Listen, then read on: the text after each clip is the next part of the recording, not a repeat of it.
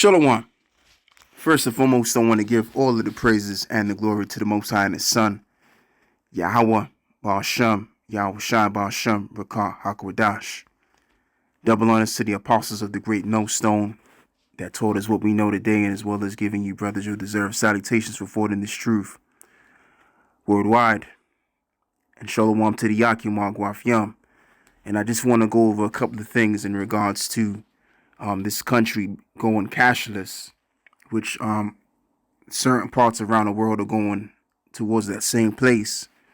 And it's all to do with the one and only prophecy that we keep getting on over and over again, because this prophecy is going to be a big one, and it's the last one, which will bring other prophecies that are going to bring an end to this civilization. That's why we keep going into this. And those of you that watch Great No Stone, you know and understand that already. But for those that are just coming in, especially, so let's get into this right here. This is GreatBritainNews.com. And this individual, Patrick Christie, says Britain is becoming cashless, and that's a very dangerous prospect, says Patrick Christie. And it goes as far as to read, a very, very dangerous thing is happening in Britain, and we are being turned into a cashless society. Ask yourselves this: who does a cashless society benefit? Big business, big corporations, big banks, fraudsters, totalitarian regimes. It gives total control to all the wrong people and leaves you totally at their mercy. And it goes as far as to read, that is why GP News is launching its Don't Kill Cash campaign.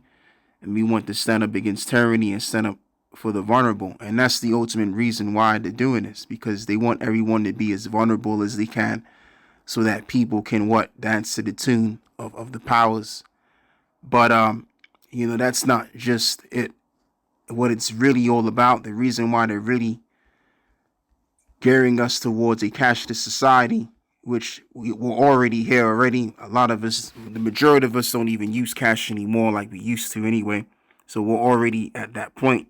But what I'm talking about is that little chip, which would be the thing for you to need to get to correspond with the new society that they're setting up. And that's where all of this is going. All right. And speaking about Nigel Farage, let's read a little bit in this article of what happened to this guy here. The UK to investigate banks blacklisting accounts over political views. Former Brexit party leader claims he's being forced out by UK establishment after accounts shut down. Chancellor Jeremy Hunt has said the government will take action over banks blacklisting customers who hold controversial views. After leading Brexiteer Nigel Farage claimed his UK bank account has been shut down without explanation. Hunt has asked the City Minister Andrew Griffith to investigate the practice of lenders closing down accounts of individuals or companies whose views they disagree with. So this is just the beginning, and we haven't even really come full into the New World Order as of yet. And certain guys that are whether they're whatever political party they're coming from, as well as this individual here, a former Brexit party leader, and this guy, he's been talking for a good while. He's been speaking truth for a good while, but he could still be a plant, just like, for example, Alex Jones is a plant. But what they've done with this individual, as it reads, and other articles is out, because I remember reading something like this before. They put an end to his account because of the words that he spoke. So it's gotten to the point where right now, as it stands, you really can't even speak your mind anymore. If you say something, then eventually you may very well lose your job, or even worse, you may even experience your bank account being stopped and you won't be able to use any kind of credits at all. So again, this is all leading up to the mark of the you know what. And with that being said, they can have like I've always said anyway, this is how they're gonna be able to have full control over you. But just getting back to the point now, the point of the matter is that is a sure word, because it's a prophecy, or the prophecies out of many of the Heavenly Father. So these are things which are going to come to pass, and one of those things are gonna come to pass out of many other prophecies, which is the implantable device. So now let's read 2 Peter 1 and verse 19. So this reads, we have also a more sure word of prophecy, whereunto ye do well that you take heed, as unto a light that shineth in the dark place, unto the day dawn and the day arise in your hearts.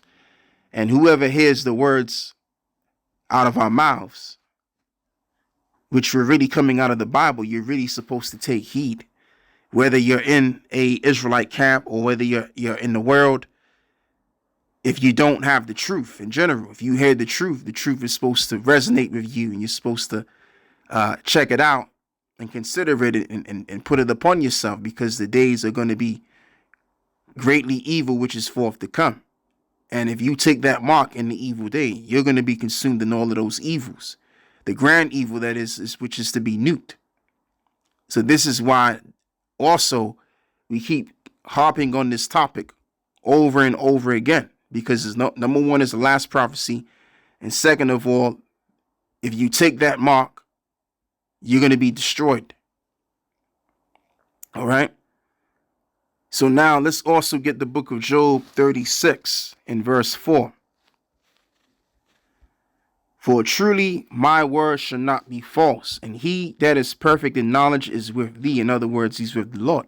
So we're perfect in the knowledge. Now, we don't say that we know every single thing on the planet and above the planet. What we're saying is when we say that we have 100% truth, is that we have the understanding 100% of the Bible. All right. That's what we mean when we say we have 100% truth.